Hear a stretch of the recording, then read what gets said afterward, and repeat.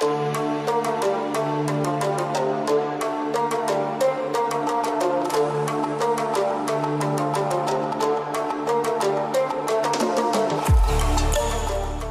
récolte exceptionnelle d'agrumes. Le propriétaire de ce verger affirme que le rendement de cette année devrait dépasser les 6000 tonnes, soit le double de l'année dernière.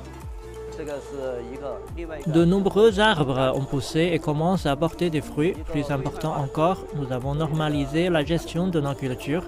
La production de l'année prochaine devrait passer à 10 000 tonnes. Les fruits sont principalement exportés vers les pays d'Asie du Sud et du Sud-Est comme le Bangladesh, la Thaïlande et les Philippines.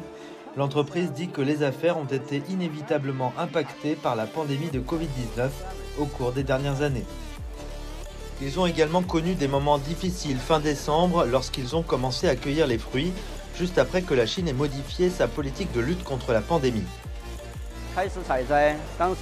Au début, nous avions environ 200 employés, mais quelques jours plus tard, il n'en restait que 50 ou 60, car beaucoup ont été infectés par la Covid, mais la plupart d'entre eux ont récupéré maintenant et notre production est revenue à la normale.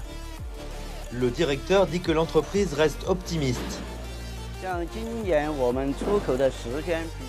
Nous avons commencé à exporter environ 40 jours plus tôt que l'année dernière.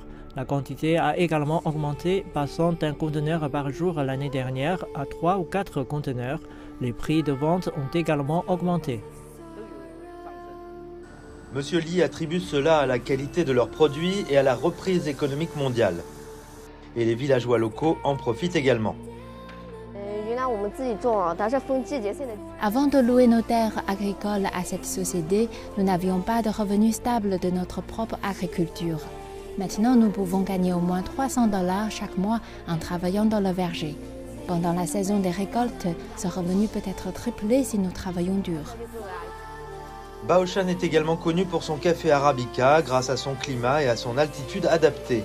Les grains de café ici sont exportés vers de nombreux pays. Avec la récolte en cours, le département agricole local estime que le rendement de cette année sera d'environ 20 000 tonnes avec une valeur de production d'environ 134 millions de dollars.